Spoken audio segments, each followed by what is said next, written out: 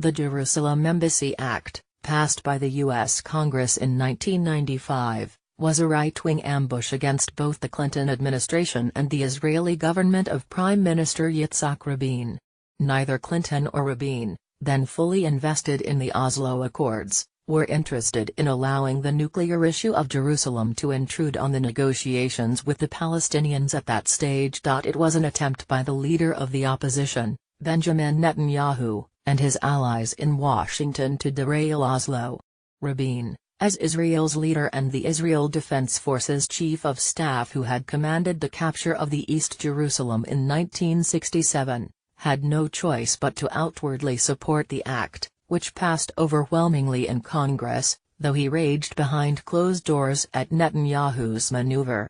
Clinton then signed a waiver postponing the move of the U.S. Embassy from Tel Aviv to Jerusalem every 6 months for national security reasons, as would his successors in the Oval Office. 22 years after lobbying behind the scenes for the Jerusalem Embassy Act, Netanyahu finally has a president in the White House who is willing to turn it into actual American policy.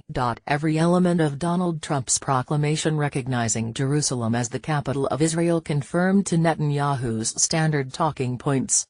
It was heavy on the Jewish connection to Jerusalem, established in ancient times, and on Israel as one of the most successful democracies in the world. It barely contained an oblique reference to any Palestinian claims to Jerusalem, or indeed a reference to a Palestinian state, beyond tentative support of the two-state solution if agreed to by both sides. Trump spoke at length of his desire of bringing peace to the two nations, but failed to mention the 1967 borders, the settlements, the Palestinian refugees or any other of the main obstacles that have bedeviled the diplomatic process for decades. It was indeed a new approach to the conflict, as he said at the start of his speech. He jettisoned just about every orthodoxy of the peace process, embraced the Netanyahu approach and upended the entire history of Middle East diplomacy.